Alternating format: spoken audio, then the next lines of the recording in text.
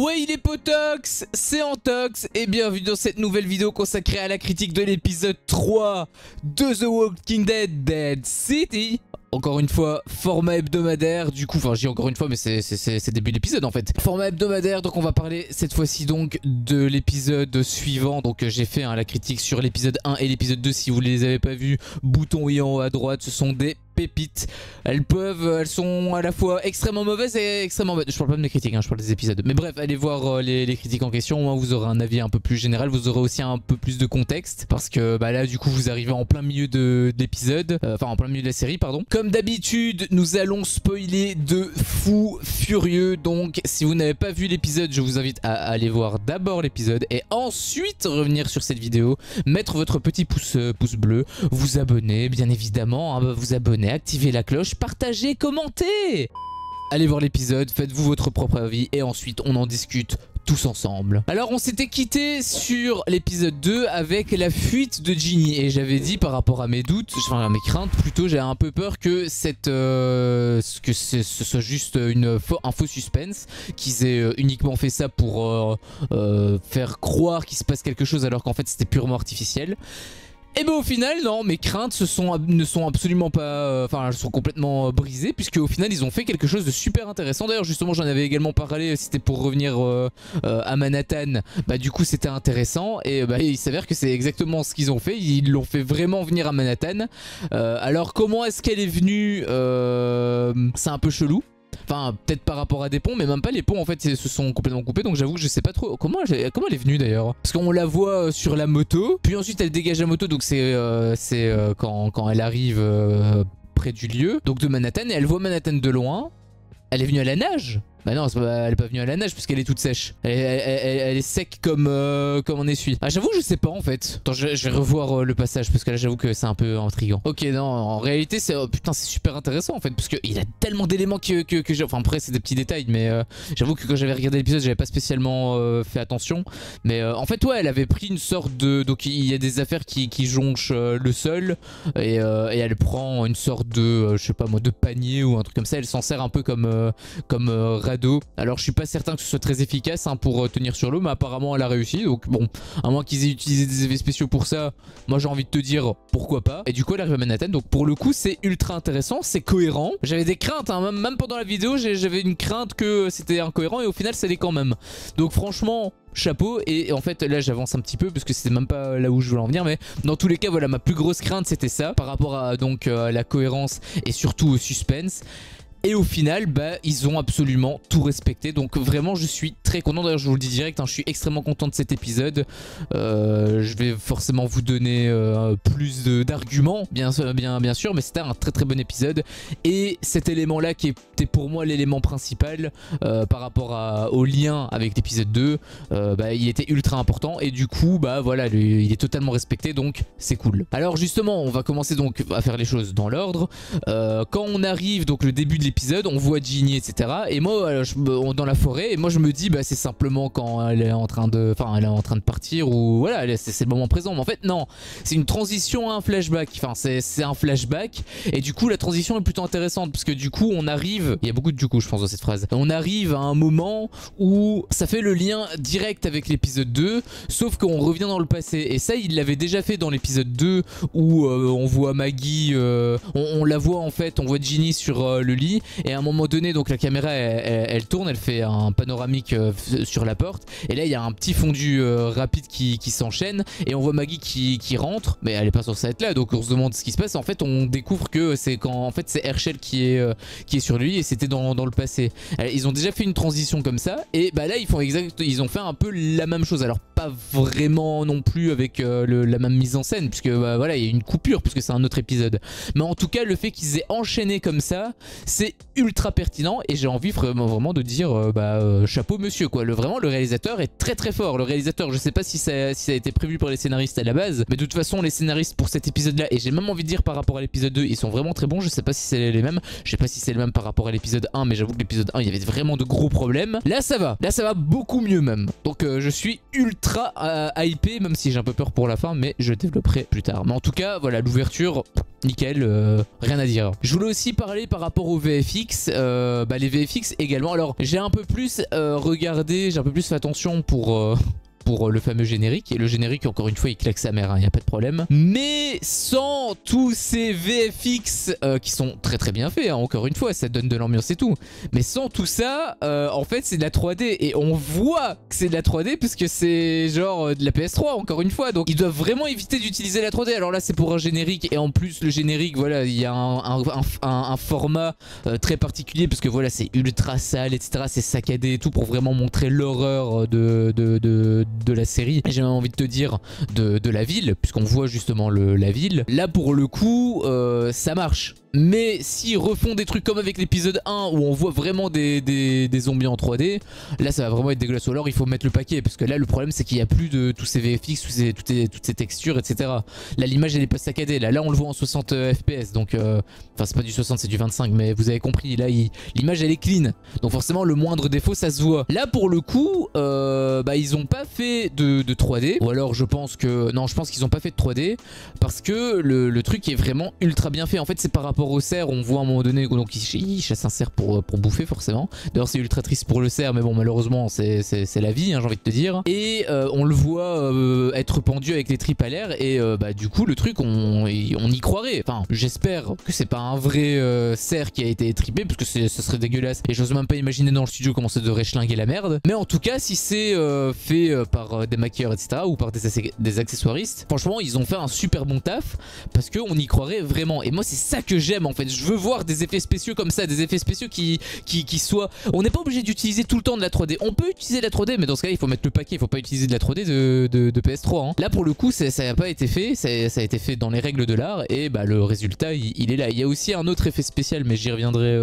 un peu plus tard. Les VFX pour cet épisode et même pour l'épisode d'avant, il me semble, ils étaient quand même très très bons. C'est vraiment que l'épisode 1 que j'ai vraiment pas aimé hein. Je sais pas qui a réalisé ou qui a fait, même s'il y avait des bonnes choses hein, par rapport à la mise en scène, mais il y a vraiment un gouffre entre l'épisode 2 et 3 et l'épisode 1, parce que vraiment j'ai l'impression que ça a été pris par des professionnels en fait. Alors que l'épisode 1, j'ai l'impression que c'était vraiment fait à l'arrache quoi. L'épisode il dure presque 1 heure, mais waouh. Là pour le coup j'avoue que ça va mieux, donc c'est plutôt cool. Point suivant, on voit à un moment donné donc Maggie qui a peur pour Herschel. Donc en gros ils sont en train de parler à table, ils sont en train de donner le plan, et t'as le gars, t'as un gars justement qui parle par rapport à... Enfin elle fait ça pour sauver son fils, elle veut rentrer dans le bâtiment et tout. Et il a un Black, donc c'est Luther, un gros Black qui va avoir son importance plus tard d'ailleurs, qui est assez contre et qui justement dit ton fils est déjà mort, tu le sais, etc. Et en fait on voit Maggie qui a peur. Ah non c'est même pas, attends, c'est même pas ce passage là en fait. Ah non c'est même pas ce passage là, putain j'ai dit n'importe quoi. En fait c'est la suite directe avec le cerf, où Negan demande un peu c'est quoi leur histoire, etc. Et donc ils racontent leur histoire, qu'ils sont là depuis longtemps, etc. Et à un moment donné du coup elle parle justement par rapport au fait que Tommaso, donc le gars avec le crâne chauve, il était emprisonné par le Croate. Et il a pu s'en sortir et tout, mais il a eu beaucoup de chance, etc. Parce que normalement ils sont censés buter les gens, etc. Bref, c'est une histoire qui est... voilà, ils racontent leur histoire, sauf que pendant qu'elle raconte leur histoire, Maggie fait forcément le lien avec Herschel, parce qu'il est dans cette situation-là, et elle a peur pour son propre fils. Et je trouve que la réaction qu'elle a, elle est ultra touchante. Après c'est la réaction d'une maman, mais je l'ai jamais vraiment vu comme ça moi, même si j'imagine qu'on l'a vu dans la série de base, The Walking Dead. Mais moi comme j'ai pas vu les derniers épisodes, encore une fois je le rappelle, j'avais précisé dans l'épisode 1, encore une fois, hein, regardez la critique si vous l'avez pas vu, je vous le remets avec le bouton i. Voilà, on voit le truc, tu ressens l'amour qu'elle a pour son fils, et c'est ultra beau je trouve. On voit vraiment une évolution du personnage d'ailleurs, hein, parce qu'on voyait une fermière qui était d'ailleurs très très sexy, bon elle est toujours très très sexy, mais voilà, c'était, on jouait vraiment sur ça dans la saison 2, je pense qu'elle est apparue, et elle était pas ultra forte, et maintenant bah voilà, c'est une badass à la mort, sauf qu'elle revient un petit peu au début, puisque là elle a des proches, elle a des gens qu'elle aime, un peu comme avec Glenn, et voilà, c'est ultra touchant, donc vraiment c'est super bien fait. Donc voilà, le point suivant, c'est avec Ginny, donc elle arrive à Manhattan. Là pour le coup c'était vraiment ma crainte, je suis super content qu'ils aient fait ça, parce que j'avais vraiment peur qu'ils fassent un faux suspense, etc.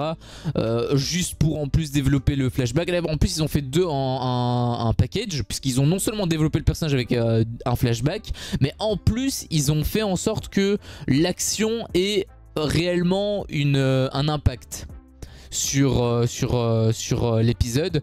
Et c'est même encore mieux fait que ça, parce qu'il y a plein de trucs qui s'interconnectent. Enfin, on va en parler vite fait, mais il y a plein d'éléments qui se connectent, et ça s'appelle des setup and payoff. Et l'épisode elle est blindée en ça, et c'est dingue en fait, parce que tous les liens se font, et ça rend l'épisode intéressant en fait. C'est vraiment, pour l'instant, je le dis, c'est le meilleur épisode de la série The Walking Dead Dead City. Alors l'épisode 2, il y en a eu 3 de toute façon, hein, mais l'épisode 2 était très bon, mais il reste quand même moins bon que celui-là, parce que celui-là il est vraiment 5 étoiles. Bon, après l'épisode 1, j'en parlerai pas, il est vraiment dégueulasse. Allez voir la critique encore une fois, mais j'ai pas envie de revenir là-dessus. Il y a aussi une discussion qui est faite donc avec Tommaso, enfin avec le groupe en fait de manière générale, où justement c'est ça que je disais, où il était emprisonné, etc. Et on sent vraiment que Tommaso a peur d'y retourner.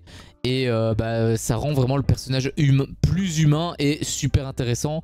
D'ailleurs on a justement un peu son histoire, et d'ailleurs il me semble qu'il forme un couple en fait avec l'autre, parce qu'il parlait d'enfants, etc. un peu plus tard. Donc on n'a jamais vu de marque d'affection, mais je pense qu'ils sont ensemble en fait, hein, par rapport à ce qui a été écrit dans les sous-titres. Mais du coup voilà, on voit vraiment qu'il a peur d'y retourner, et ça rend vraiment le personnage super intéressant. Déjà qu'il était intéressant avec l'épisode d'avant, qui pour moi c'était le personnage qui ressortait le plus du groupe, même plus que la meuf. Là pour le coup il est totalement confirmé. Alors à un moment donné, Negan raconte son histoire, donc justement pour convaincre, parce que eux il y a certaines personnes qui veulent pas, justement Tommaso ne veut pas, et ils discutent un petit peu, ils disent que de toute façon ça servira à rien, etc. ça changera pas. Et en fait Negan raconte l'histoire d'un groupe. Alors là pour le coup c'est un clin d'œil, si vous avez pas vu la série d'avant forcément, ou en tout cas que vous avez pas vu cette saison là, vous pouvez pas avoir ce clin d'œil. Enfin je suis pas sûr en fait, confirmez-moi dans les commentaires, mais je suis quasi sûr en réalité à 90% que c'est ça. En gros il raconte l'histoire d'un groupe qui a été pris en fait au piège par un homme tyrannique, qui leur promettait leur protection, et en fait c'était un gros tyran. Et cet homme, donc il y avait un homme justement dans ce groupe là qui était pris un peu au piège, et ben justement son peuple, il a motivé son peuple s'est soulevé, et il a réussi à faire tomber le tyran. Et en fait j'avais pas capté au début, mais je pense, en fait moi ce qui m'a un peu fait perdre le fil, c'est qu'il est dit il y a 15 ans. Je sais pas du tout cette série où elle se situe dans la timeline par rapport à la saison où ça s'est déroulé dans The Walking Dead. Mais il me semble qu'il parle clairement de Rick. Il parle clairement de Rick là en fait, on est d'accord de ça ou pas? Et franchement s'il parle de Rick, mais c'est génial, parce que du coup il fait un énorme clin d'œil à la série, et en plus à la saison qui est pour moi la pire. Alors j'ai pas vu la fin, mais pour moi c'est la pire saison de The Walking Dead de là où je me suis arrêté, parce que dans cette saison il ne s'est absolument rien passé. Tu regardes le premier épisode, tu regardes le dernier épisode, tu as la saison entière. Parce qu'entre les deux, on voit juste Rick qui se fait victime, qui a peur, etc., qui a perdu ses couilles et tout. Donc tu passes tous les épisodes intermédiaires, tu prends juste le premier, tu prends juste le dernier, t'as la série. Sauf que la série, elle fait genre 15 épisodes, hein. Donc en attendant, t'as bien perdu ton temps quand même, hein. Et le fait qu'ils aient utilisé cette saison-là, qui est à mon sens la pire saison, qu'ils aient fait un clin d'œil, et qui soit en plus un clin d'œil ultra impactant, parce que c'est pour justement motiver le clan à se soulever. Bah le truc c'est que c'est génial. Encore une fois je sais pas s'il parle de ça, mais je suis quasi sûr de moi à 90 voire même 95% en fait. J'en suis quasiment persuadé. Et franchement si c'est le cas, mais c'est juste génial. D'ailleurs justement, Pardon. D'ailleurs justement, si certaines personnes n'ont pas vu la série, malheureusement ils n'ont pas ce clin d'œil là. Mais c'est là où c'est bien fait justement, c'est que même s'ils n'ont pas ce clin d'œil là, ils comprennent pas le truc, ils savent pas de quoi ils parlent. Mais ça les empêche pas de comprendre l'histoire. Ils racontent l'histoire, donc on sait, le spectateur sait de base que ça a existé une fois dans le passé et que voilà, il veut essayer de réitérer la même chose. Et si les gens ont la référence, bah du coup ça amplifie l'effet. Mais ça ne, dans tous les cas, le fait que tu n'aies pas vu pardon la série The Walking Dead, en tout cas cette saison là, ça n'impacte pas l'histoire. Et c'est ça qui est important en fait. Quand tu fais des clins d'œil, c'est bien d'en faire, mais il faut que ces clins d'œil ne gâchent pas en fait le visionnage de l'épisode ou de la série pour ceux qui l'ont pas vu. C'est le principe d'un clin d'œil en fait, c'est que ce soit un minimum discret. Et là pour le coup ça a totalement été respecté. Il me semble que dans l'épisode 1 pas trop parce qu'il y avait plein de choses, voilà. Bon après c'est là une suite directe donc j'ai envie de te dire, est-ce qu'ils auraient vraiment pu faire mieux? Peut-être pas. Mais en tout cas là ça a été magistralement fait et franchement je suis très content. Je sais pas encore une fois s'il parlait de ça, mais s'il parlait de ça c'est clairement du 5 étoiles. Et encore une fois je suis quasi persuadé qu'il parlait de ça. Alors il y a un truc qui était aussi super intéressant par rapport à Tommaso, vraiment le personnage il est ultra puissant, c'est un truc de fou, il est omniprésent et je suis super content parce que il y a des personnages qui sont forts. En fait j'ai vraiment l'impression que cette série elle donne un vent de fraîcheur à la série The Walking Dead de base, parce que vraiment avec tous les personnages en plus qu'il y avait etc, mais ça se diluait. Bon après voilà ils étaient à plus de 10 saisons, là c'est que la première, faudra voir comment ça va se dérouler à la 10e saison, s'il a une 10e saison, mais voilà ça donne vraiment un vent de fraîcheur et je pense vraiment que la série en avait vraiment besoin et là ils le font mais admirablement bien. C'est un peu comme avec Dragon Ball Super en fait. Dragon Ball Super, enfin Dragon Ball Z ça avait été un petit peu terminé, ils ont un petit peu, enfin c'est allant contrairement je veux dire à Dragon Ball Super, parce qu'ils ont voulu faire une suite à Dragon Ball Super, c'est ce qu'ils ont fait. Ça aurait pu être une très bonne idée s'ils avaient fait une sorte de spin-off un peu comme avec Dead City. Au final ils ont pris le parti de continuer l'histoire de Goku et de Vegeta et bah au final t'as plus rien à raconter quoi, donc on repart sur du vide et tous les épisodes de Dragon Ball Super puent la merde. Enfin tous, peut-être pas tous, il y a encore une fois quelques trucs à sauver, mais je vais pas faire la critique sur Dragon Ball Super. Mais voilà, j'avais un peu peur avec Dead City que soit ça fasse du copier-coller à The Walking Dead de base, soit que ça fasse un petit peu le même effet qu'avec Dragon Ball Super. Et au final ils ont quand même réussi à changer ça et bah je ne peux que leur lever mon chapeau parce que vraiment le truc avec Tommaso il est encore une fois incroyable. Et même dans la mise en scène, encore une fois le réalisateur il fait un super bon taf parce que en fait Tommaso il parle, il raconte comment le croate procède quand il torture quelqu'un. Donc il le torture pas vraiment, enfin il fait croire qu'il le torture pas hein. Au début il lui propose de la bouffe etc pour lui poser des questions, il est aimable, il joue au bon flic et si jamais il lui répond pas, là bah il passe à la manière forte. Et quand il dit justement qu'il passe à la manière forte, il le dit pas directement, il lui dit justement, en racontant son histoire il dit en gros il lui rapporte de la nourriture et quand il continuait à ne rien dire justement quand il était buté, au final il est revenu mais pas pour lui donner de la nourriture cette fois-ci. Et on voit en fait un plan de lui de dos et on voit les cicatrices sur son dos. Et ça en termes de mise en scène mais c'est ultra puissant. Il aurait pu le dire de base naturellement mais il l'a pas fait. Peut-être que ça a été aussi placé par les scénaristes, je sais pas. Mais quoi qu'il en soit, par rapport à la mise en scène et tout, c'est super bien fait et ça renforce encore une fois le personnage de Tommaso. Tommaso je l'aime vraiment beaucoup, donc c'est plutôt cool. En parlant du procédé justement par rapport au croate, bah justement on le voit que, enfin on le voit, il raconte donc le procédé, Tommaso raconte le procédé que le croate fait et ensuite on le voit directement à l'œuvre par rapport à Pearly. Et là c'est encore une fois admirablement orchestré parce que du coup tu as d'abord on va dire un setup par rapport à ça. Et ensuite tu es dans cette situation où forcément le personnage ne sait pas ce qui va lui arriver, mais nous on sait ce qui va lui arriver. Donc moi j'étais en train de prier, lui dis rien. Bon vu la tronche qui tirait etc, je me doutais qu'il allait rien dire. Mais voilà, nous on savait, lui il savait pas. Et c'était justement, c'est là où la tension joue. Et c'est de la vraie tension, c'est pas de la fausse tension artificielle qui est complètement conne. Là pour le coup c'est totalement logique. Et même dans la scène il se passe des trucs qui sont super cool. Parce qu'à un moment donné donc lui il a envie de bouffer un morceau de steak, sauf qu'il y a un verre dedans et il est pas content du tout par rapport au gars qui l'a cuisiné, etc. Et du coup il lui demande, donc il prend la clé en fait des menottes de Pearly, il lui dit d'ouvrir la bouche, il ouvre la bouche, il lui met dans sa bouche, il lui demande de la fermer, il la ferme, il lui demande de l'avaler, il l'avale. Et ensuite il prend la tête du gars, il l'explose contre la rambarde, le mec forcément meurt et il le balance de l'autre côté. Et la scène en gros elle se termine comme ça. Et là tu pourrais te dire le mec il est quand même assez balèze, mais bon l'autre il s'est pas vraiment trop défendu, j'ai envie de te dire. Mais bref, on voit vraiment l'horreur du personnage, à quel point le personnage est instable. Le Croate c'est vraiment un super bon méchant. En plus pour la saison 1 ça démarre vraiment sur les chapeaux de roue. J'ai vraiment peur pour la suite parce que j'ai peur que c'est vraiment ça s'atténue. Mais en tout cas pour cette saison 1 le méchant est vraiment ultra intéressant. Et tu pourrais croire que ça s'arrête là, mais au final non, ça s'arrête pas là, parce que même ça c'est un setup and payoff à ce qui va se passer par la suite. J'y reviendrai, mais quand je vous dis que tout est interconnecté, c'est exactement ça qu'un épisode ou un film doit ressembler en fait. Et pas à des trucs qui n'ont absolument aucun rapport. Tu peux mettre de l'action, etc. Bien évidemment que tu dois mettre de l'action pour que ça avance dans l'intrigue et tout. Mais tu n'es pas obligé de mettre de l'action qui n'a absolument aucun sens. Eux, ils arrivent à tout connecter et c'est pour ça d'ailleurs hein, que pour moi cet épisode-là, c'est le meilleur épisode de la série jusqu'à présent. C'est ouf.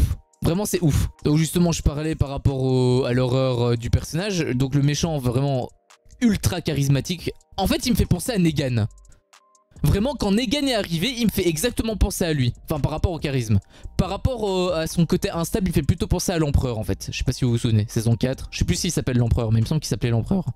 Mais par rapport à son côté instable en plus avec son délire avec les... Enfin il est plus en mode scientifique diabolique que l'empereur. Parce que l'empereur lui de mémoire c'était plus par rapport à sa famille etc. Il avait un peu pété les plombs mais par rapport à sa famille. Mais il faisait pas vraiment d'expérience ou des trucs comme ça. Lui il fait un peu plus d'expérience. Il est un peu plus subtil mais il me fait en tout cas penser à lui. Bon, en tout cas en termes de charisme c'est clairement Negan. Et comme ils ont en plus un lien... Vraiment, ils auraient pas pu faire mieux en réalité. Je vois pas comment ils auraient pu faire mieux écrire mieux le, je veux dire mieux écrire, pardon, faudrait mettre les mots dans l'ordre. Mieux écrire le personnage, clairement. Un autre point qui était intéressant que j'avais relevé, c'était que Maggie était triste par rapport à Glenn. Donc on la voit en fait, on voit en fait Glenn sur une feuille en mode photo quoi. Et elle regarde la photo et elle est triste, etc. Et t'as Negan qui rentre et ça me fait rire. Enfin, la situation se voulait ironique mais en même temps c'est triste. Mais par rapport au personnage ça match quand même parce que tu sais que Glenn, enfin ceux qui ont pas, enfin si parce que ça a été expliqué dans l'épisode 1, mais tu sais que Glenn est mort à cause de Negan. Et le fait que tu vois Maggie triste par rapport à Glenn et que Negan se pointe, la situation est ultra ironique. Et le pire c'est que ça fonctionne de ouf parce que c'est pas en mode gros lourd ou quoi tu vois. Negan il a vraiment envie de réconforter Maggie. Et c'est là où, leur relation elle fonctionne de ouf. En fait franchement je vais peut-être passer pour un fou hein. Je sais pas, dites-moi dans les commentaires, mais moi je les vois ensemble en fait hein. Encore une fois peut-être pas tout de suite, mais vu comment Negan est avec Maggie, bon au final Maggie voilà c'est un personnage très fort. Elle est souvent en opposition avec Negan, enfin en opposition, il se taquine etc. Mais c'est justement en fait ces taquineries qui me font penser ça, parce qu'il y a clairement quelque chose qui s'installe. Je sais pas si c'est de l'amitié ou si c'est plus, mais franchement moi j'ai l'impression que c'est plus. Bien évidemment ça peut pas se faire tout de suite, il faut vraiment qu'il y ait du temps parce que là voilà bon, après il a du temps, il y a de l'eau qui a coulé sous les ponts parce que ça fait apparemment 15 ans que Glenn est mort. Mais voilà, en tout cas il se passe quelque chose entre eux et ça marche super bien. On voit en fait que le personnage en fait le fait que Negan a évolué ça rend justement sain le truc. Parce que forcément tu te dis Glenn est mort par lui. En fait le fait que ce soit progressif, ça te donne le temps d'avaler et que Maggie également avale par rapport à la mort de Glenn. Bon, très sincèrement je pense que si elle tombe amoureuse de Negan ce sera vraiment contre sa propre volonté. Mais en tout cas ça pourrait être ultra intéressant. Bon déjà s'il a une amitié qui naît entre eux, ce serait déjà un énorme bond vers l'avant. Sachant que le fait que Negan déjà ne soit plus un méchant. En fait il conserve toujours son côté un peu bad boy, un peu à la Vegeta tu vois. Il conserve toujours son côté bad boy, mais comme on connaît ses intentions et son histoire, bah du coup ça fait sens. D'ailleurs ça aurait été super intéressant qu'il fasse une série un peu spin-off de Negan avant, enfin du moment où, enfin de son tout début jusqu'au moment où il bute Glenn, pour voir vraiment, pour avoir vraiment les deux visions. Le fait que t'es en mode ultra méchant, etc., tyran et tout, et où au final t'as son point de vue et tu sais pourquoi, enfin tu sais concrètement, tu vois en fait concrètement ce qui se passe. Ça aurait pu être super intéressant. Mais bref, donc leur relation elle est ultra pertinente, puisqu'à un moment donné donc t'as Negan donc qui essaie de réconforter, enfin réconforter Maggie, oui, mais dans le sens voilà, par rapport au plan qu'elle a et que le clan n'est pas trop chaud, lui il lui dit justement que c'est un super plan, que voilà, ça va fonctionner, etc. Il en est persuadé. Et il voit justement que Maggie elle a pas trop envie de parler et il dit un truc, il dit mais tu sais, si tu veux, parfois je peux écouter et fermer ma gueule. Et là quand il dit ça, forcément, bon, c'est toujours à la grande habitude de Negan. Negan, c'est un personnage qui est ultra drôle, c'est pour ça que je le kiffe de ouf, parce qu'il est charismatique, il est drôle et il est touchant, il a tout en fait. Il a tout en fait. Et le gars, donc il dit ça, forcément t'as un petit sourire. Maggie, elle, encore une fois, elle est très froide, parce que voilà, c'est son personnage, elle a pas envie d'être... c'est un personnage très fort de base, même si elle ressent forcément des trucs et qu'elle a des doutes. Et donc elle lui donne, enfin elle lui dit justement, elle lui vide son sac, hein, elle lui dit ses craintes, etc., etc. Et pour la réconforter, donc c'est là où Negan lui raconte son histoire avec Joshua et Annie, que moi je ne connais pas du tout. Et il disait que c'était il y a 3 ans, sauf que comme il disait que c'était il y a 15 ans le truc avec Rick potentiellement, en fait c'est le jeu de regard moi qui me faisait dire que c'était le truc avec Rick, puisque quand Negan dit ça, Maggie la regarde et on voit un focus, donc c'est pour ça que je suis quasi persuadé que c'est par rapport à Rick. Et comme il dit que là c'était il y a 3 ans, ça veut dire que ça s'est passé après. Donc mathématiquement, je sais pas quand la série The Walking Dead s'est terminée, mais c'est récent. Donc peut-être qu'ils l'ont montré dans la série de base, genre vers la fin. Et peut-être que là on voit vraiment l'évolution du personnage en mode gentil. Et c'est là où moi j'aimerais vraiment... En fait, c'est con à dire, mais de base The Walking Dead ça m'avait vraiment refroidi de ouf. Bah là j'ai envie de la revoir en fait, la série. Mais complètement, genre jusqu'à la 11e saison. Alors les 3 premières saisons ça va être un banger. La saison 4 ça va être également très très bien. À partir de la saison 5 là je vais commencer ça va commencer à me casser les couilles. Mais voilà, j'aurais hâte de voir jusqu'à la fin, parce que très sincèrement l'histoire qu'il avait donnée, ça montrait vraiment la transition entre son côté le passage en fait du personnage qui va du côté méchant au côté gentil, au bon côté. Et donc vraiment ça m'intéresse de ouf. Enfin bref, ce que je voulais dire par là c'était que donc il raconte son histoire et... Quand il a fini son histoire, Maggie lui répond: t'étais pas censé fermer ta gueule. Et en fait, et ça d'ailleurs, enfin, elle lui dit pas en mode méchant, hein, elle lui dit un peu en mode voilà taquinerie. Et d'ailleurs Negan rigole. Et c'est pour ça que je tends à penser que, voilà, à mon avis, ils vont être amis, ça c'est quasi sûr. Et peut-être qu'il va se passer quelque chose de plus. Peut-être qu'il va se passer quelque chose de plus. Et s'il se passe quelque chose de plus et que c'est bien fait, vraiment ça peut être un banger de ouf. Ça peut être un banger de dingue. J'espère que ça va se passer comme ça. Enfin déjà s'ils sont en amitié, que ça se passe, que c'est cohérent et tout. Moi je serais déjà pour, mais en tout cas c'est sur de très bonnes voies. Donc voilà, moi ma question donc c'était: est-ce que l'histoire de Negan était développée dans The Walking Dead? Si vous avez la réponse, n'hésitez pas à me le dire dans les commentaires sans forcément spoiler, même si de toute façon on a quand même l'histoire. Mais je serais en tout cas intéressé de savoir si juste cette histoire là a été développée dans The Walking Dead. C'est peut-être un passage qui peut me faire changer d'avis sur la série et me donner envie de la revoir, hein. Donc vraiment ça peut être assez décisif quand même, hein. Autre nombreux setup and payoff. On voit donc avec le flashback, je vous avais parlé du flashback au tout début avec Ginny. En fait on voit la relation qu'elle a, enfin le début en tout cas de relation qu'elle a avec Negan. Et en fait elle se comporte comme une petite fille et qui n'écoute pas son père en fait. Et Negan se comporte comme un père qui essaie de donner des ordres à sa fille mais qui n'y arrive pas. D'ailleurs il a justement une relation père-fille qui est ultra bien développée et justement à la fin ça explose. Enfin bref c'est énorme. Mais bref, en gros dans ce passage là donc Ginny elle se barre et elle tombe nez à nez avec un zombie. Au final, bon voilà, il était inoffensif hein, mais Negan l'a quand même buté. Il l'engueule un petit peu, il lui dit voilà, on comprend clairement qu'elle a fugué, enfin elle a fugué, elle est partie sans lui. Et pourquoi est-ce qu'elle est partie sans lui? C'est en fait parce qu'elle avait perdu sa peluche dinosaure. Donc c'est un dinosaure en peluche en gros. Et du coup elle veut le retrouver. Et en fait quand tu vois ça, donc c'est au tout début de l'épisode, et plus tard en fait on voit le setup and payoff qui est mis, puisque à un moment donné, donc quand elle arrive à Manhattan, elle se fait attaquer par un zombie, donc elle se dépatouille etc, un peu difficilement, et elle fuit. Et en fait elle fait tomber justement son nounours. Et c'est là où le lien est directement créé. Et ensuite t'as un autre personnage qui est un peu mystérieux, mais bon au final on sait c'est qui bute le zombie, qui ramasse la peluche et qui se casse. Et tu vois donc Ginny qui la regarde toute triste etc. En gros elle a envie de revoir Negan en fait, elle a envie de revoir son père entre guillemets, son père adoptif on va dire. Et justement cet objet que tu pourrais te dire c'est juste une peluche de merde, mais en fait elle a plein de sens. Parce que non seulement c'est ça qui a créé le lien au tout début par rapport à notre vision, parce que c'est comme ça que l'épisode 3 pardon, a été ouverte. Ça fait le lien donc avec le dinosaure qu'on voit. Et à la toute fin, forcément, tu te doutes bien que Negan, s'il voit la peluche, bah automatiquement, il va comprendre que Ginny est ici, il va paniquer. Et donc, ça t'instaure un énorme suspense. D'ailleurs, il y a aussi un suspense qui est encore plus développé à la toute fin, mais j'y reviendrai encore une fois. Mais du coup, voilà, c'est ça que je vous dis. En fait, il a plein de liens qui se créent et c'est génial, en fait. C'est exactement comme ça qu'un épisode doit se dérouler. Je sais pas pourquoi, en fait.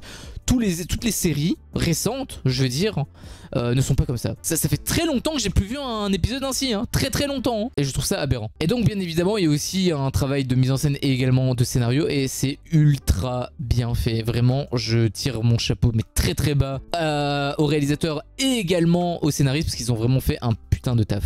Excusez-moi de la grossièreté, mais ils ont vraiment fait un très très bon travail. Ensuite, on voit ce qui se passe avec Pearly. Bah, je pensais que j'avais peur que Pearly au final parte dans leur clan, etc., qu'ils deviennent méchants. Bah, au final, peut-être pas tant que ça, parce que il se fait tester. Donc une fois que il a refusé de parler, que l'autre est mort en avalant la clé.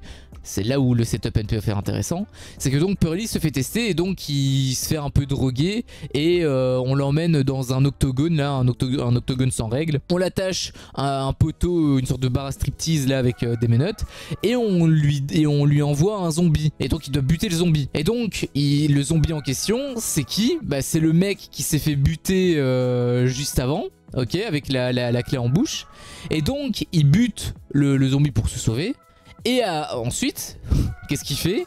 Il les tripe, il prend la clé et il se libère. Et ensuite il a deux autres zombies qui arrivent. Et là pour le coup ça devient vraiment de la merde, parce qu'il les bute mais de manière dégueulasse. Il y a un setup and payoff encore une fois qui est intéressante. Mais en termes de cohérence par rapport au fait qu'il ait eu autant de facilité, c'était pas possible. Mais bref, j'y reviendrai après. En tout cas là on voit qu'il y a pas mal de liens qui se sont faits sur un seul personnage, par rapport au mec qui a donné de la viande avariée. Et c'est ça qui est ultra intéressant. D'ailleurs un autre truc qui est intéressant, c'est la mort. Comment est-ce que le mec est mort? Bah en fait il a pris donc ses chaînes de menottes et il l'a décapité en fait. Et la mort elle est ultra gore, elle est ultra sanglante. Et dans je me souviens dans les derniers épisodes, dans les dernières saisons que j'ai regardé de The Walking Dead, mais c'était rompiche à mort quoi. On voyait rien, et c'était pas sanglant, c'était pas esthétique, c'était vide en fait. C'était vide, c'était un morceau de plastique. La série c'était clairement un morceau de plastique. Là pour le coup, j'ai l'impression qu'ils sont un peu revenus à leur base, même en plus poussé, parce qu'il me semble que c'était pas aussi gore avant. Enfin, à part bien évidemment avec Negan, mais encore une fois c'était des petits points comme ça. Là pour le coup c'est ultra bien fait quoi, c'est ultra bien fait, et je suis vraiment super content qu'ils aient utilisé. Mais il avait ça aussi dans c'était quel épisode? C'était l'épisode 1? Ah non bah non, c'était l'épisode 2, je suis bête. C'est l'épisode 2 quand l'autre il se fait trancher la gorge, c'est exactement la même chose. Il y a encore une fois un passage d'ailleurs très gore pour le deuxième épisode consécutif. Peut-être qu'on va voir ça dans tous les épisodes. Dans l'épisode 1 il me semble qu'il n'y avait pas ça, enfin pas de trucs gore comme ça. Mais ouais, là pour le coup c'est super bien fait. Franchement je suis super content. Donc la clé, j'en ai parlé, setup and payoff super intéressant. En fait il y avait tellement de setup. Normalement je suis censé savoir avec les setup and payoff, mais il y en avait tellement qu'il y en a qui m'ont surpris. Je me suis dit, je m'attendais pas à ce qu'ils en fassent 2. Et puis je me suis pas attendu à ce qu'ils en fassent 3, puis 4, puis 10. Tu vois ce que je veux dire? À chaque fois c'était un truc en plus. Et du coup bah, j'étais happé par l'épisode en fait. Non, vraiment ils ont super bien géré leur scénario pour cet épisode 3. Donc je parlais du deuxième combat avec Pearly, et donc là il y avait 2 zombies. Donc tu pourrais te dire, oula, avec un zombie c'était gore, c'était ultra stylé. 2 zombies, qu'est-ce que ça va donner?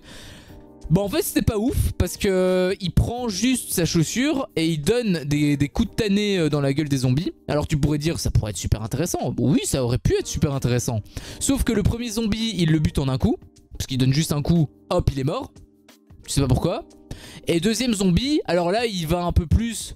Il va pas avec le dos de la cuillère, il va plutôt avec le dos de la chaussure. Il le défonce sa gueule. Ok, sauf qu'on le voit pas, on voit pas sa gueule qui est explosée. Mais là encore une fois c'est un peu plus logique. Par contre le premier zombie c'est quoi cette merde? Un coup et il est mort? C'est pas possible, c'est pas possible. Du coup là j'avoue que je suis vraiment déçu sachant que en plus c'est vraiment un effet un peu à contresens. Parce que t'as le premier combat qui est une dinguerie et le deuxième combat qui tombe à plat. C'est un peu comme si je te racontais une blague et la chute, c'est comme s'il y avait deux chutes.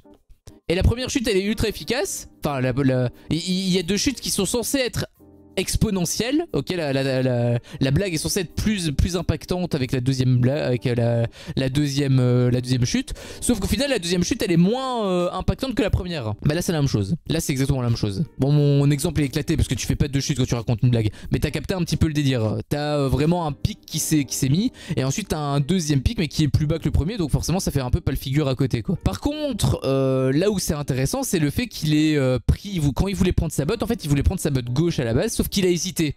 Et le croate, il le voyait et il se disait oula, qu'est-ce qu'il cache dans sa botte? Et donc, nous aussi, on se demande ça en fait. Qu'est-ce qu'il cache dans sa botte? Il a peut-être un serpent. C'était à la ref. Bien évidemment, c'était Toy Story. Donc, du coup, il hésite, il se ravise et il prend plutôt la botte de sa jambe droite. Donc, il prend la botte et ensuite il défonce tout le monde. Sauf qu'en attendant, c'est rentré. C'est pas. C'est resté dans le crâne du croate.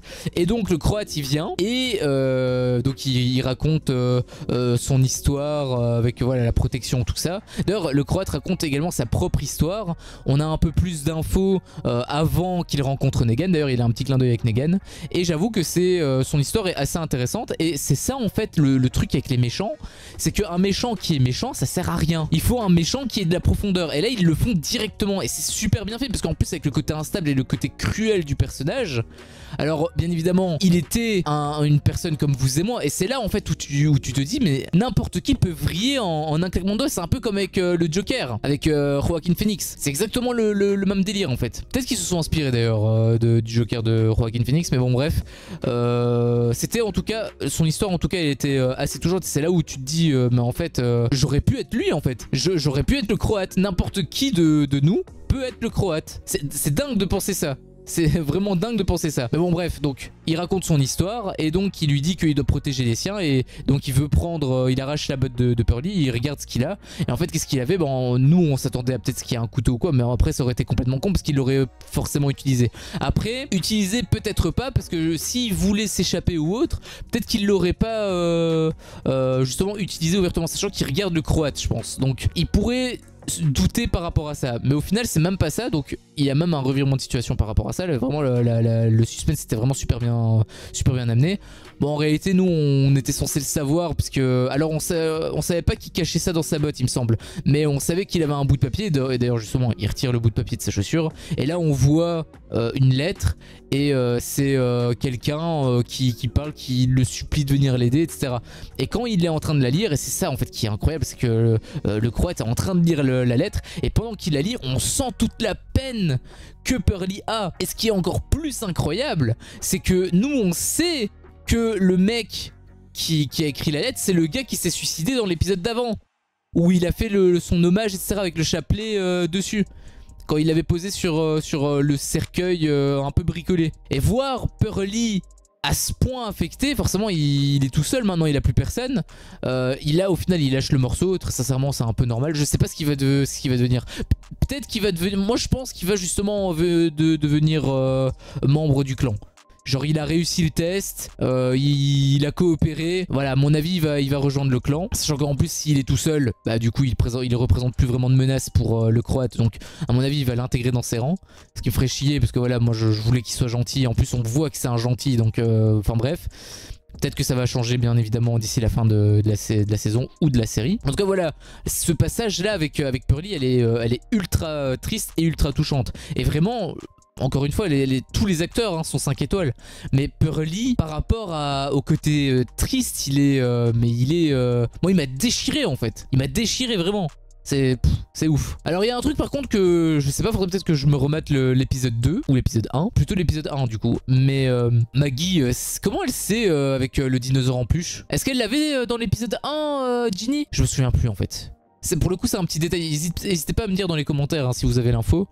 De manière sûre, hein. C'est pas des je pense que, là il me faut une certitude. Oui elle sait avec le dinosaure, là du coup ce serait normal. Mais en attendant ça reste un point d'interrogation pour moi. Comment est-ce qu'elle le sait?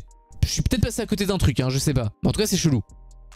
En tout cas si elle a pas vu le truc avec la peluche, c'est chelou. À mon avis elle l'a vu et c'est moi qui suis passé à côté. Mais faudrait que je vérifie. Mais si elle l'a jamais vu par contre c'est vraiment un gros... c'est vraiment une grosse pièce du puzzle qui manque là hein, pour le coup. Donc ce serait quand même une sacrée incohérence sachant que tout l'épisode jusqu'à présent c'était 5 étoiles. Enfin on va dire 4,9 étoiles avec le deuxième combat de Pearly qui était un peu dégueulasse. Là j'avoue que je sais pas donc vraiment votre avis m'intéresse. Enfin votre avis. Si vous avez l'info surtout c'est pas votre avis hein, c'est vraiment l'info que j'ai besoin. Si vous voulez me le dire dans les commentaires bien évidemment. C'est la bienvenue. Alors du coup voilà je parlais par rapport à Luther donc le gros black au tout début je sentais qu'il allait mourir hein, je vous le dis direct hein, je sentais qu'il allait se passer un truc parce qu'il était vraiment un peu plus du côté mauvais que du côté bon, pas mauvais dans le sens méchant mais mauvais dans le sens il va contre Negan et contre Maggie aussi hein, de manière générale. Et on voit en fait que de base hein, Negan et Luther ils s'apprécient, enfin Luther surtout n'apprécie pas Negan. À un moment donné donc il lui demandait, Luther se mettait une sorte de crème ou quoi. Negan lui demande ce que c'est, il lui répond de la cire d'abeille je sais pas trop quoi. Et il lui demande si, donc Negan demande s'il peut en avoir un peu pour sa blessure et il lui dit non. D'ailleurs c'est assez drôle de voir cette scène mais en tout cas ça marque directement la rupture entre les deux personnages. Ils vont pas s'apprécier, ça se voit. Et plus l'épisode avançait, plus je me suis dit ouais lui il va se passer quelque chose à la fin. Et à la fin il se passe quelque chose justement. Puisque Luther il découvre que Negan est recherché. En plus on apprend que c'était un ancien pote au croate donc forcément il se fait pas voir d'un très bon oeil. Et comme il est recherché etc et qu'en plus il dit des trucs voilà faites attention, soyez vigilants, il est rusé, il est méchant, bref. Voilà forcément ils disent des trucs qui sont pas spécialement bons pour Negan. Et donc Luther il lui dit il faut que tu dégages. Sauf que Negan lui il veut pas. Ils s'en viennent à se fighter. Donc ils se battent. Et au final Luther meurt. Alors sa mort elle est très hasardeuse. J'ai envie de te dire heureusement qu'il y avait une pointe à ce moment précis au moment où il tombe. Pile derrière son crâne. C'était vraiment très chanceux de la part de Negan. Parce que d'un côté t'as un vieux papy de 50 balais. Alors il est très fort hein, il est très charismatique tout ce que tu veux. Mais quoi qu'il en soit ça reste un vieux schnock de 50 ans qui est comme ça contre une armoire à glace de 30 ans qui fait de la muscu depuis des décennies. Donc en termes de force physique il n'y a pas photo. Donc heureusement j'ai envie de te dire qu'il y avait ce truc à cet endroit là parce que sinon je donnais pas cher de la peau de Negan. Alors encore une fois bien évidemment c'est un peu scripté. Forcément c'est fait exprès.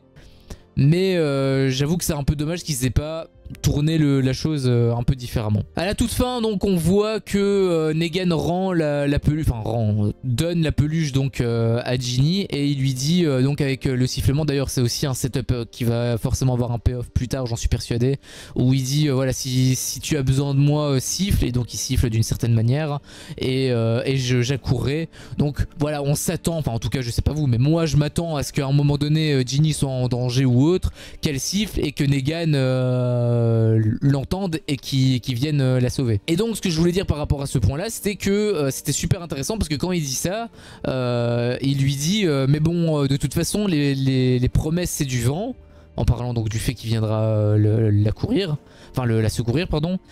Que tout ce qui comptait donc c'est des actes, et avant qu'il ait eu le temps de terminer sa phrase, Ginny boum elle vient et elle lui serre dans ses bras et donc ils se font un gros câlin. Et là bah, pour le coup c'est super intéressant parce que tu vois en fait vraiment, c'est là que je te disais avec la relation père-fille, là tu vois clairement qu'il a un lien qui se crée, enfin le lien est déjà créé puisque c'est dans le passé, mais voilà le lien a été créé et enfin on connaît pas le tout début de l'histoire. Donc malheureusement ça peut pas être aussi impactant que si on voyait un personnage de A à Z. Mais le fait qu'on ait des petites briques comme ça, bah automatiquement ça te renforce le lien qu'il y a entre les deux. Et bah maintenant tu comprends pourquoi Ginny est là. C'est parce qu'elle l'aime, en fait c'est son père. Concrètement, elle le considère comme son père adoptif en fait. Et tu comprends aussi pourquoi Negan réagissait comme ça, qu'il avait aussi peur dans l'épisode 1 avec Ginny. C'est parce qu'il le considère comme sa fille en fait. Il la considère comme sa fille. Donc ça c'était vraiment 5 étoiles. Et le dernier point, alors pour le coup encore une fois, comment est-ce que Maggie sait avec le dinosaure, encore une fois ça reste un mystère pour moi. Pas négativement, peut-être que c'est moi qui suis passé à côté d'un élément. Probablement. En fait j'ai de vagues souvenirs que Maggie elle parle à un moment donné à Ginny et peut-être qu'elle tenait la peluche et qu'elle l'avait vue. Faudrait vraiment que je me revoie que je me remette ce passage là dans l'épisode 1. Je sais en plus où c'est donc je vais vérifier de toute manière. Mais ouais bon bref laissons ça de côté. Quoi qu'il en soit, si Maggie elle est au courant avec le dinosaure, elle connaît l'importance que ça a pour Negan. Et qu'est-ce qu'elle fait à la fin? Alors on le sait pas, encore une fois c'est en mode suspense. Mais qu'est-ce qu'elle fait? Elle met une poubelle où il y a du feu. Et elle a envie de brûler la pluche. Pour cacher à Negan justement que Ginny est ici. Pour qu'il continue à l'aider pour Herschel. En gros c'est ça son plan j'imagine. Parce que sinon ça n'aurait aucun sens. Sauf que du coup c'est-à-dire que Ginny elle est dehors. Elle a pas envie de l'aider un coup. Alors j'imagine que Herschel est sa priorité. Qu'elle a pas envie de perdre du temps avec Ginny. Parce que chaque seconde compte. Mais en même temps chaque seconde compte de l'autre côté. Donc j'imagine que c'est pour ça. En fait c'est là où ça me déchire. C'est que je comprends Maggie mais en même temps ça me ferait chier pour Negan. Donc, et peut-être qu'il va avoir une rupture entre les deux personnages si elle fait ça. Bon au final elle l'a pas encore fait. Parce que justement c'est le suspense qui est instauré pour l'épisode 2. Enfin pour l'épisode 4 pardon. Mais en même temps si elle le fait pas alors elle peut ne pas le faire pour X ou Y raison. Elle se ravise ou autre. Très sincèrement je sais pas en fait. Parce que Maggie elle est un peu comme le croate. Elle est un peu instable. Enfin instable. Elle est pas folle mais elle peut avoir des allures de folle quelque part. Mais c'est à chaque fois justifié. Et là la justification elle est 100% de son côté. Donc si elle le fait je pourrais pas lui en vouloir. Mais ça me ferait vraiment chier. En plus Ginny est juste en face. Parce qu'elle le voit en plus Ginny. Donc j'avoue que je sais pas. Mais encore une fois un peu à l'image de l'épisode 2. Je suis ultra hypé pour cette fin d'épisode. Ils ont super bien géré le suspense. Tout est en lien. Vraiment garder, ça conserver ton attention du début jusqu'à la fin. Et c'était vraiment super bien réalisé et écrit. Vraiment cet épisode c'est clairement le meilleur épisode de la série jusqu'à présent. Vraiment 5 étoiles. Alors je voudrais juste faire une petite parenthèse. C'est par rapport à un setup and puff que je pense, à mon avis tout le monde l'a vu, hein. je suis pas non plus surhumain, hein. Je pense que c'était quand même assez visible. Negan n'arrête pas de répéter que voilà Ginny ne parle pas, qu'il faut qu'elle lui parle, etc., etc. Et forcément Ginny donc ne parle pas, ça a été expliqué dans l'épisode 1 parce qu'elle avait perdu son père, etc. Et justement, c'est là où moi je pense qu'il y a un truc de ouf, il a un potentiel énorme en fait. Parce que le setup a été créé, le payoff, c'est quoi? Bah c'est que Ginny parle et qu'elle parle pour Negan ou autre. Et du coup, elle a arrêté de parler parce qu'elle a perdu son père et ça aurait un sens de ouf parce qu'elle aurait repris la parole en retrouvant un autre père. Tu vois ce que je veux dire? Vraiment le potentiel en termes de signification pourrait être incroyable et je pense que c'est sur ça qu'ils vont partir d'ailleurs. Hein. Très sincèrement, je suis quasi sûr qu'ils vont partir sur ça. En tout cas, voilà, ils ont un boulevard énorme. Si un connard comme moi a pu trouver un truc ainsi... forcément c'est que ça a été prévu par les scénaristes. Je ne peux pas le croire autrement. Les scénaristes sont obligés de faire ça. C'est impératif. C'est impératif. Bon, en tout cas je pense que ça va être ça. Et j'espère très sincèrement que ça va être ça. Parce que vraiment ça peut être ultra puissant. Bon c'est une petite parenthèse. Mais voilà je tenais à le glisser. Parce que vraiment ça peut être incroyable. Bon j'espère que je vous ai pas spoilé si ça arrive. J'espère que vous y attendez aussi. Parce que sinon ça vous spoil un petit peu. Après c'est du spoil involontaire. Parce que moi je suis pas au courant de ce qui se passe à la suite de la série. Hein, donc, mais vous êtes prévenus. Il peut se passer ça. Et j'espère qu'il va se passer ça. Parce que bah, ça peut être vraiment un gros banger. Clairement, c'est un potentiel énorme. Donc voilà, c'était mon avis sur cet épisode 3. Donc conclusion, c'est pour moi le meilleur épisode hein, jusqu'à présent de la série. Bon, il y a eu que 3 épisodes encore une fois, mais voilà, c'est vraiment tout est en lien. Il y a de la tension, tout est cohérent. Il y a quelques petits points noirs encore une fois, mais c'est peut-être moi qui ai passé à côté de certains, qui suis passé à côté de certains éléments, je sais pas. Quoi qu'il en soit, ça n'atténue en rien à l'épisode, enfin ça l'atténue mais un tout petit peu parce que vraiment c'est un océan de bonheur cet épisode. Donc épisode incroyable et je suis ultra hypé pour regardez l'épisode 4. Sur ce, si cet épisode vous a plu, n'hésitez pas à la liker. Moi, ça me motive toujours, ça me prouve en fait que mon contenu plaît et ça me motive bien évidemment à continuer. Si tu n'es pas encore un potox, qu'est-ce que tu attends? Défonce-moi ce gros bouton rouge. N'hésite pas à activer la cloche également pour ne rien louper. Et je te dis à la prochaine pour une prochaine vidéo. Ciao.